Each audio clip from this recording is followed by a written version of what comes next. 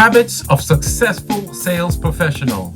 You are a salesperson and you are saying to yourself, what are some of the things that I should be doing that would cause people to like me, love me, believe in me, listen to me when I make a presentation, and refer everybody they know back to me? What should you be doing? What are some of the habits that you should have?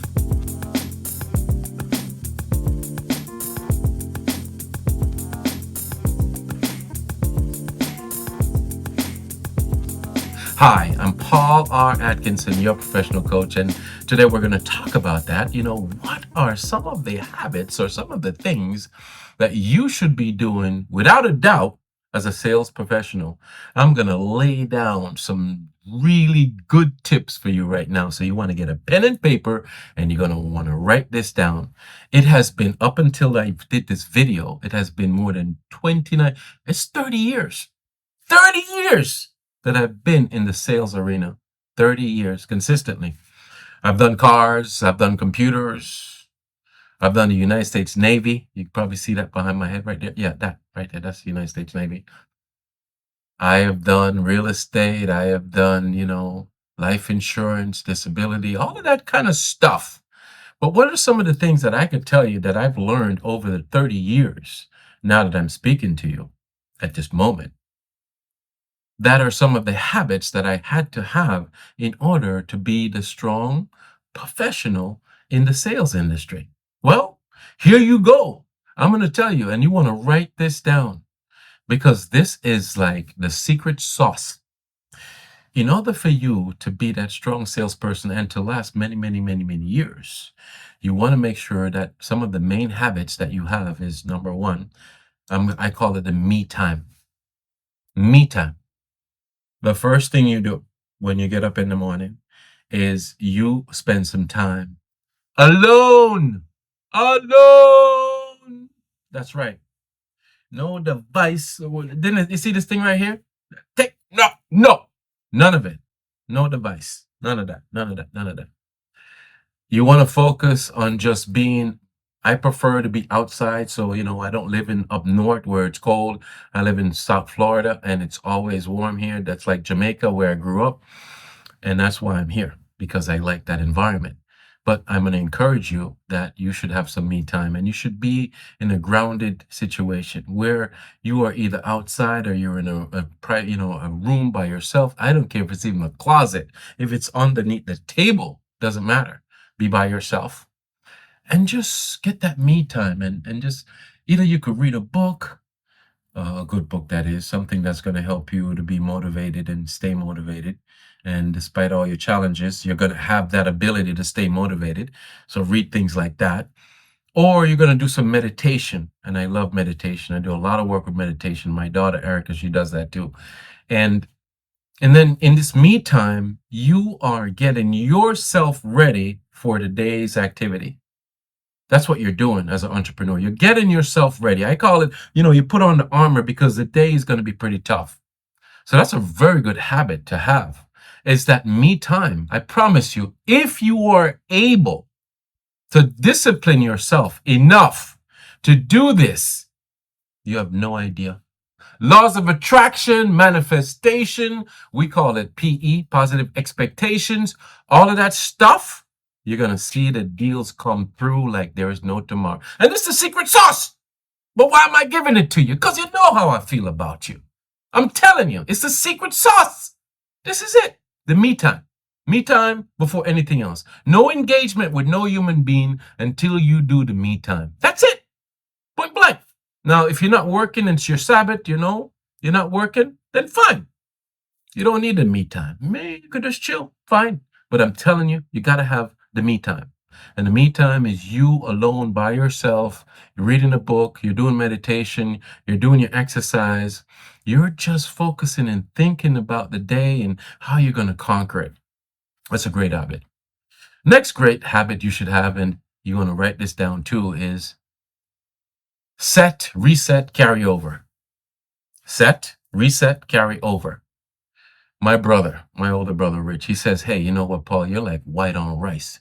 We can't even wash the white off of the rice. You give me one event, one task, one client, I will not let go until it is done. I'm going to get it out the way. Maybe it's the military, see that right there in me? Or it's my grandfather when I was growing up. Boy, he's pretty tough on us all. But you've got to have the ability to be disciplined with your time management, proper time management, set, reset, carry over. You put something on your calendar, that's a set. You can't do it that moment, you reset it to later. Then later comes, you can't do it, you carry it over to the next day, next month, next quarter, next year. It's carried over, but it's never forgotten. That's a great habit to have. I think another great habit to have is to be able to create balance. You know, the nuclear mind, it's in both my books, and in the description, look on the link below and you could find the book and you could find the nuclear mind stuff. But it's in both the books. The nuclear mind basically says that you create this strong motivation in yourself. In the me time, you create that motivation for the day, and you keep and you sustain the motivation all throughout the day, because you have this mantra. You say a mantra when things go down. You say things to pump yourself up, and you kind of understand that you can control what you can control. These five words: control what you can control. 5 words: control what you can control. When you deal with things that way, it really causes you to be balanced. But you see, the nuclear mind is a little bit more in depth. You need to create balance by planning for the 4 elements. The 4 elements. What are the 4 elements? Well, when you plan your day, each and every day, except on your Sabbath, the day off, you must plan for your spirituality. You must plan for your health. You must plan for your career, and you must plan for your family. Yeah, that's what's up. You've got to plan for all 4 each and every day. When you chip away at it, you end up having this remarkable year. You end up having this remarkable 5 years. You end up having this remarkable 10 years, 20 years, 30 years, because you're creating balance.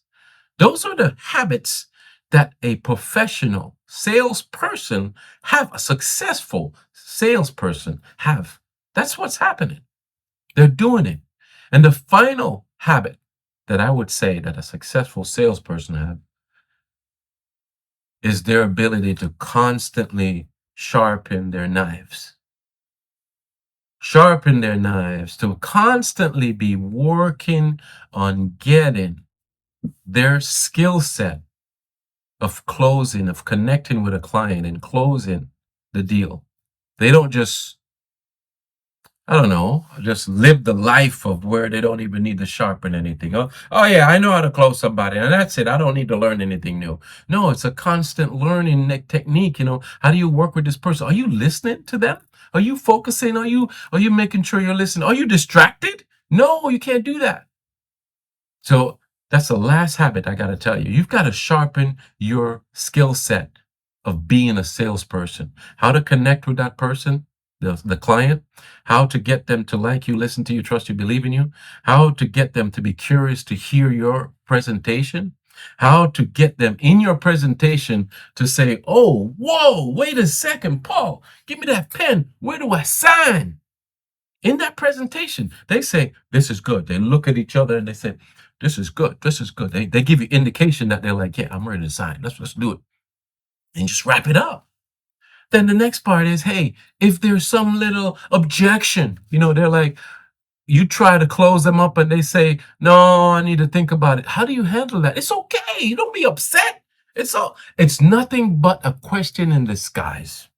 To be honest, an objection is a question in disguise. All you got to do is just answer the question, and then they're going to close. So you've got to hone in on those. Those are the habits. Rewind this video. Rewind this recording. Rewind this listening that you're hearing right now and seeing, whatever. And just go back through these habits and let them become a part of you. Well, I got to run. because there's a lot of things to do. But you guys asked me, hey, Paul, what are the habits of a successful sales professional? There you got it. I just answered that question for you. Until next time, remember, in the description, click on the link that's going to help you to be successful. And definitely smash that like button on this talk and make sure that you subscribe to us. Stay in our community. You know how I feel about you. Until next time, hey, remember, what are the habits of a successful professional, a sales professional? This is what's up. Until next time, I'll see you real soon. Let's go get them.